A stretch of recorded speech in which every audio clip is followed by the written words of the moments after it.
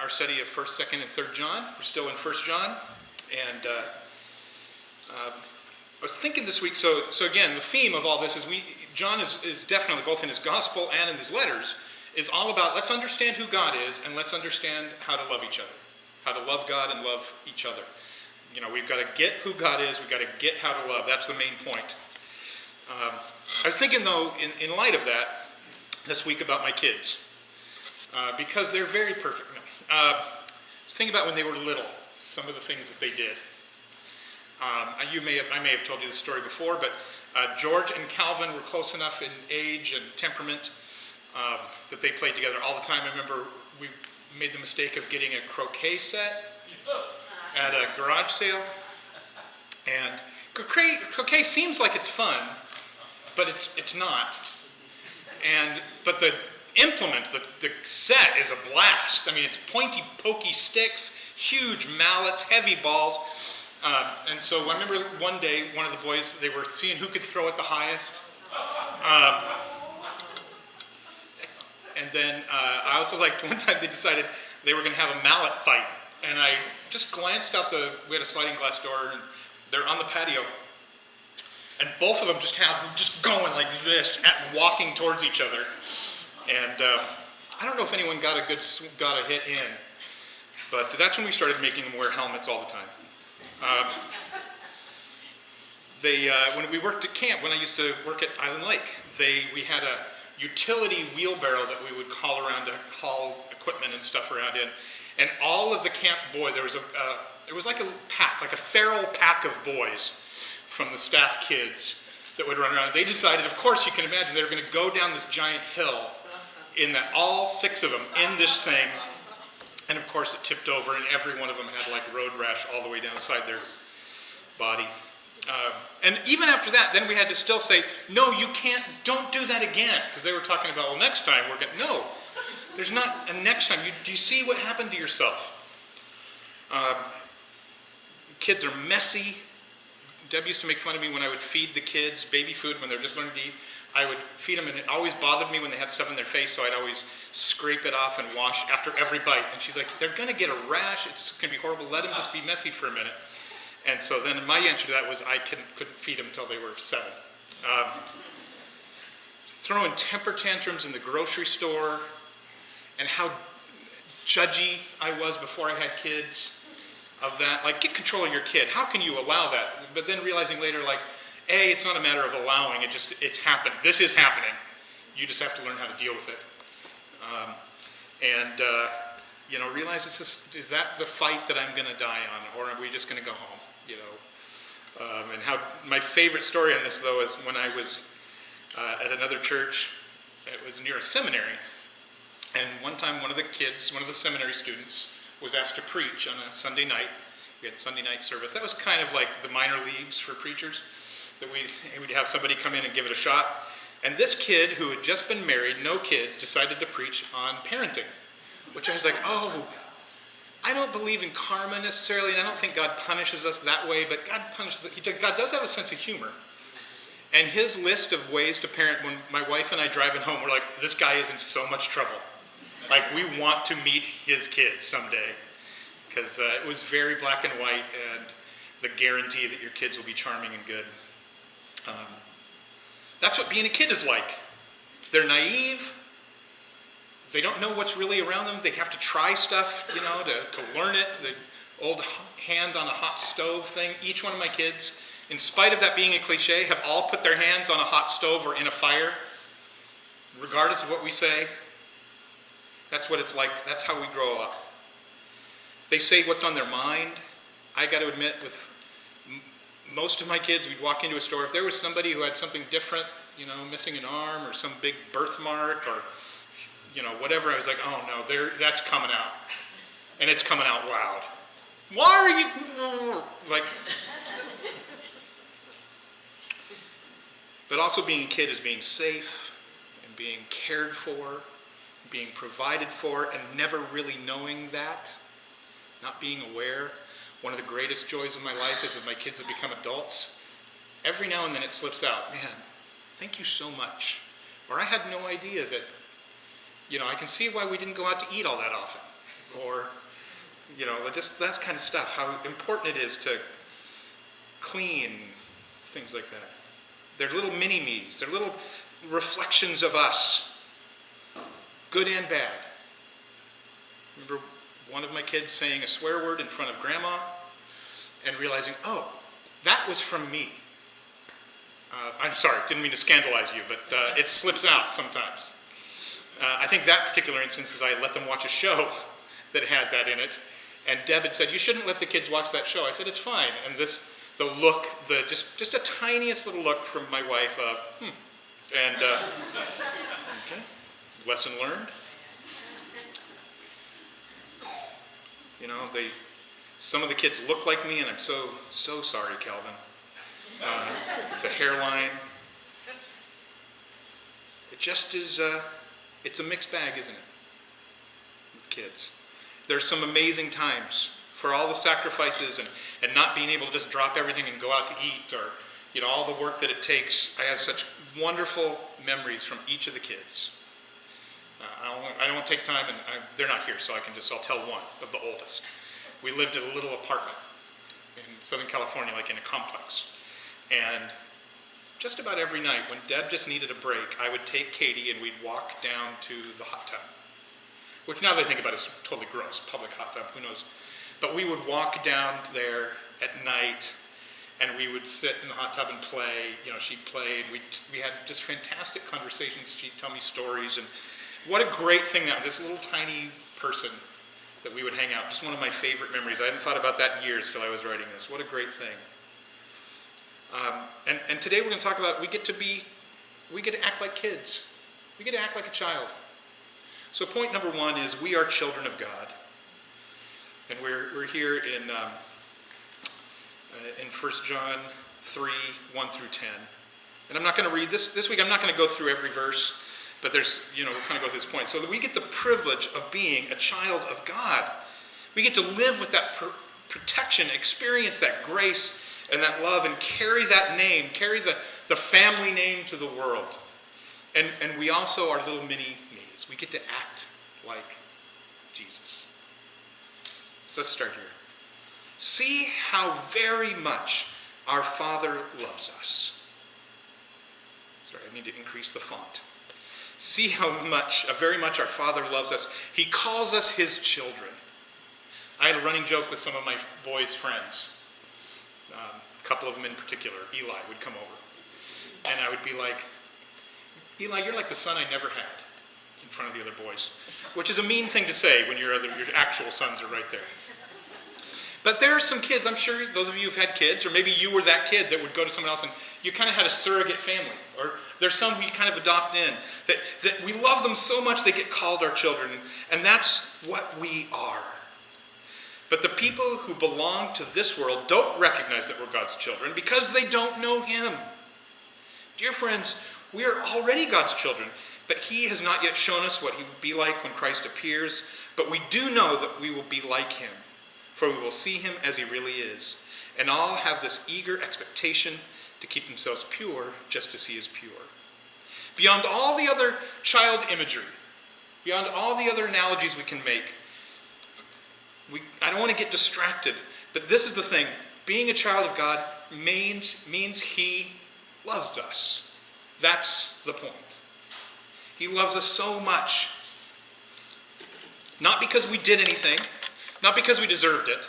I'll be honest with you, babies are kind of gross, right? They're gross. But we love them because they're babies, they're ours. They're a problem. They change our lives. There's so much responsibility, and they don't offer anything back. They can't help around the house. They are the cause of needing to do things around the house. There's, frankly, lots of seepage. And there's lots of smells. They are a lot of work, and they don't contribute.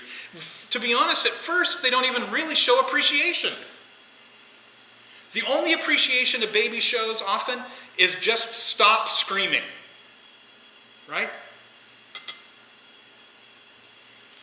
But then, eventually the baby turns and smiles and recognizes you. And it's a whole new level. we love. We can understand this idea, this imagery that God loves us so much just because we're his children. We're his children because he loves us. And I like this. The people who are of the world have not accepted or not recognized that love. I'm trying to change my wording a little bit, my thinking about this. For years it's just that there are some who haven't accepted Jesus. That's the language that I was raised with. And I understand it and it's useful, but I think maybe let's change it a little bit. Who haven't recognized the love of God. It's being offered to them. They are children of God too. They are creatures who are made in the image of God. But they haven't recognized it. They've replaced the thing that they're seeking with the world. And they don't get us. They don't understand why we are the way we are. They think our following the way of Jesus is foolish and not using our mind, and that we're missing out on all the fun and all the real truth, and we're not very wise because we're following the ways of Jesus. They may say things, or even sometimes and in some places, attack and oppress and hope to kill off what they don't understand. There's genuine, true, real persecution. Now I'm going to take a little tangent. Buckle up. Thank goodness we are in a culture and a society and a country and a state that allows us to be open and talk about and gather for and give to and invite to and explain our faith and our understanding of Jesus. We need to realize we are not persecuted in this country. We are not persecuted. Christianity is the largest and most dominant religion in the country, and it is free to be practiced, regardless of what you've been told. Do not be manipulated by either side or anyone. Not being allowed to do everything and anything we want anywhere is not persecution. The existence of other beliefs, other faiths, and the rights given to those is not persecution. Not being dominant is not persecution. Not being of the most influential is not persecution. There are Christian radio shows, Christian podcasts. We get to do this today. We get tax breaks for doing this. But it's useful to try and make us feel like we're the victims. Now, are there times that, yes, people have not liked what we said or not like who we are, and they do things, and yeah, absolutely, there's always exceptions. But the main point is, don't get into that place in your head. Remember, we're loved by God, and thank goodness so we can do this here. So let's be careful if we start using the idea that people are using to galvanize Christians into dominance when someone else gets to use that for their own influence. And I'm talking about both sides. There's not a politician in the country. There are very few who don't say they're a Christian. There isn't a business in the country that doesn't somehow try and tap into that spending and that influence and that, right? That's just our dominant culture. So please don't think I'm saying one side or the other necessarily. We need to be careful, though, because once we start using that idea that we are persecuted to galvanize Christians, then somebody gets to decide, someone in dominance gets to decide who's really a Christian. And starts deciding which denomination, which church, which section of beliefs, which interpretation is correct, and eventually we'll get cut out. Why do you think there's so many denominations? We don't agree on all that stuff. And once we hand over that power and we begin to then not only we'll lose the freedom that we have today. So just throwing that out. That's been a little, I'm trying to be a little more bold in what I believe. And again, just because I say it doesn't mean it's true. I can be wrong. I get it. If you want to talk more, if you have different opinions, absolutely. I am not speaking for God necessarily when I talk about that stuff. But I'm just warning us, as followers of Jesus, let's stay followers of Jesus and not be manipulated. And thank goodness, back to the main point, that we are in a time and place where those who don't get it, those who don't recognize and don't understand us, we're still free to serve. We're not persecuted like those who come before us have been. The world, those who don't get, are not, they're not God's children. They're the folks who have not understood and accepted and recognized his love yet, hopefully. Like a screaming baby who has needs, they're just screaming. And they don't know that they're loved. And our job is to show them so that they can recognize his love. Our job is to show them love so that they can understand that. So we're waiting and we're growing and we're loving until he comes back. And then we'll see him without the barrier of our own faults and the faults of the people world around us, without our own sins, without our own difficulties. We can truly connect with Christ in purity. We'll see him as pure as he is, and we will be pure. This journey that we're on, this path that we're walking, trying to be more like Christ, all of the difficulties of that will melt away, and we'll get to experience firsthand, in the moment, in reality, without barriers. Verse number 7, we'll go on with it. Dear children, don't let anyone deceive you about this. When people do what is right, it shows that they are righteous, even as Christ is righteous. But when people keep on sinning, it shows that they belong to the devil, who's been sinning since the beginning. But the Son of God came to destroy the works of the devil. Those who have been born into God's family do not make a practice of sinning, because God's life is in them. So they can't keep on sinning, because they are children of God.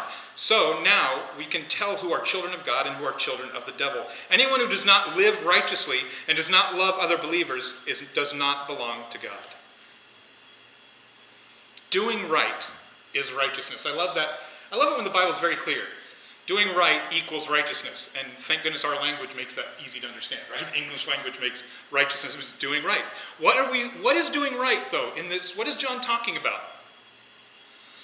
It's not a list of things to believe. It's not an understanding and a following of all the rules. It is loving God and loving others. The belief is understanding God and the person of Jesus. That's the thing. That's what righteousness is, knowing Jesus.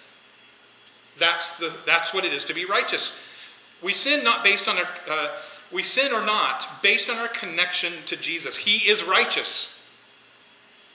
That's how we know if we're sinning.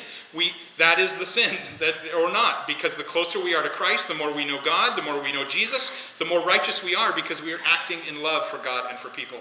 Not that we tried hard not to sin and prove to God that we really know him.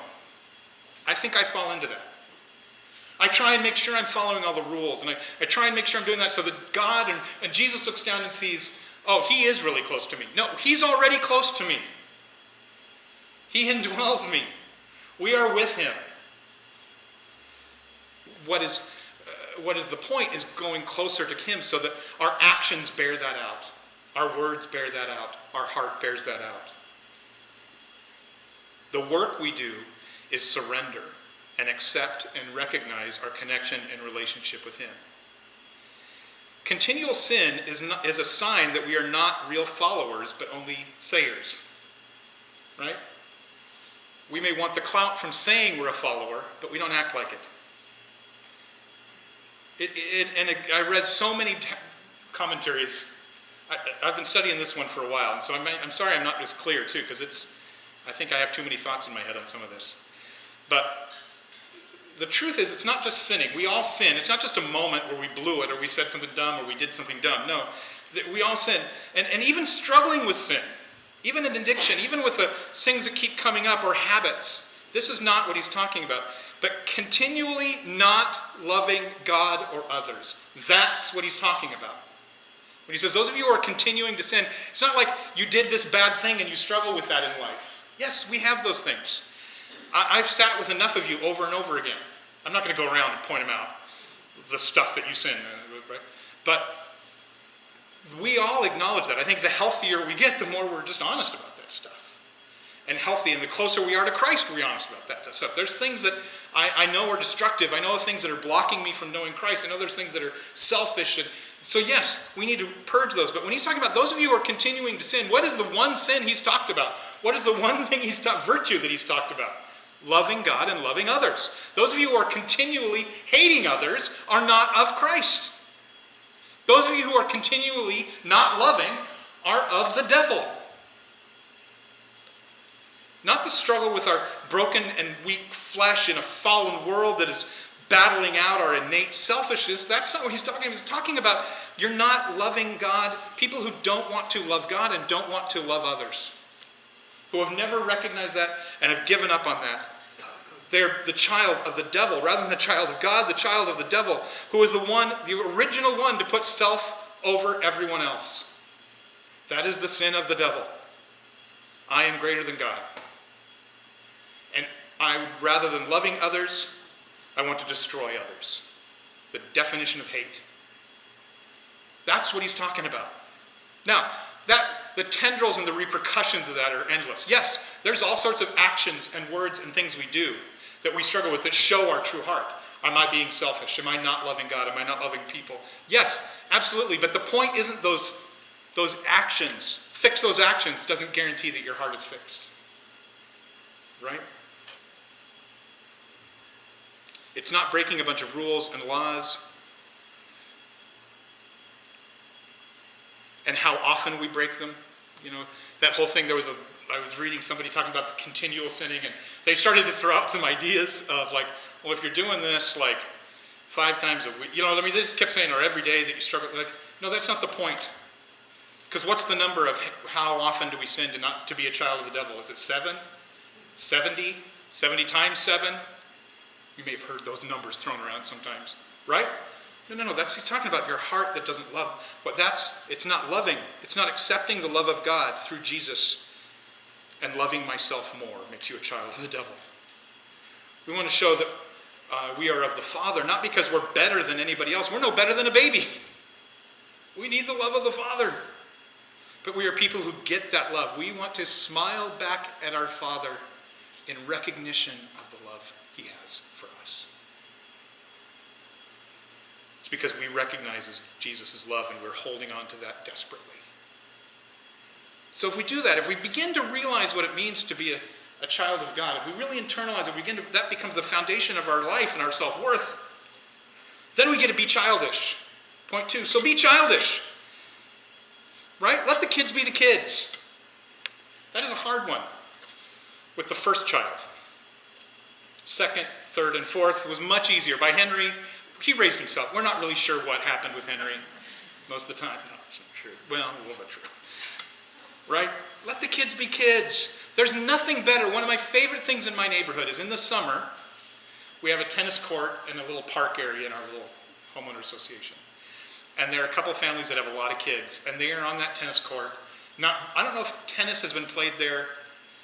I think this high school rents it sometimes, but it's mainly tricycles and skateboards and some sort of game. They're always inventing some game. And, you know, all this talk about screen time, not in my neighborhood apparently, because these kids are loud. And they're laughing and screaming and arguing and fighting, and it is fantastic. Just let the kids be the kids. I love it. Let's act like a child of God. Go ahead and give it a shot. Act like a child of God. Even make a horrible, massive mess of it. But go out and try it. How do we act like a child of God, though? Here it is. This is the message you have heard from the beginning. We should love one another. So when we take that little verse in there about people who keep on sinning and take it out of context, we can use that as a bludgeon to tell people, you sin too much. You did that one too many times, and I can't deal with you anymore, and you're not in. Or we can remember the one thing that John's been talking about. Love one another. Calm down, David. Love each other. Oh, really? For realsies. Love each other. Be loving and caring. We're going to skip to verse 14. By the way, in your readings this week, it's all the verses I skipped. So go back and read that this week. If we love our brothers and sisters who are believers, it proves that we have passed from death to life. But a person who has no love is still dead. Anyone who hates another brother or sister is really a murderer at heart. And you know that murderers don't have eternal life with them. Just like sin, love for each other is from God. We don't have to conjure it up. We don't have to paste it on. If we're close to Jesus, we will love each other. And ask ourselves, this is the question. Do I have a basic love or fear, hate or discomfort or use people? Or do I have a basic desire to love? If we have to really look at ourselves, and that doesn't mean that people don't annoy us at times, or we struggle, or we're not best friends with everybody, but deep down, if we look at ourselves and go, is my goal, am I much more willing to think the best, or do I want to find a way to separate? Do I want to judge? do I want to hate?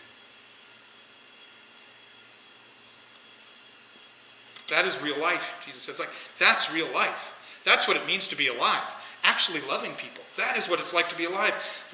Living in love rather than hate. Because living in hate is death. People who don't recognize the love of the Father and people who don't have others to love them, that is death. And if we don't love people, it's like murdering them. When we withhold love and we replace it with hate, we are killing people because they are living without love. Murder. Hate doesn't mean that these are unforgivable sins, by the way. It's showing that a lack of love or empathy is as murder, a sign not of that person being worse, but someone who doesn't yet know or recognize the love of God, has not been willing or able to seek his real Father, and by default ends up with the Father who is the devil. We need to show that hate is wanting less for somebody else. Love is wanting what's best for somebody else. If we're in a place where we're constantly jealous, or we're constantly worried, or we're constantly afraid, or making sure we get our fair share, and that's hate. And that's killing people because they are without love. So it goes on in verse 18. It says, "Dear children, let's not merely say that we love each other. Let's show the truth by our actions. Our actions will show that we belong to the truth. So we will be confident when we stand before God. Even if we feel guilty, God is greater than your feelings, and he knows everything." That's one of my favorite, interesting little lines. And I love the New Living Translation here. So we'll start with this, saying our signaling is not the point when it comes to loving others. Putting a verse on Facebook, right, or a fish on our business card, or going to church, all that stuff that is a sign of being Christian doesn't really do it. Doesn't really mean we're a follower. Just proclaiming it isn't enough. Even believing alone is not enough. The point comes with loving others. We must do the loving things. We must say the loving things. Things that are understood and accepted as loving.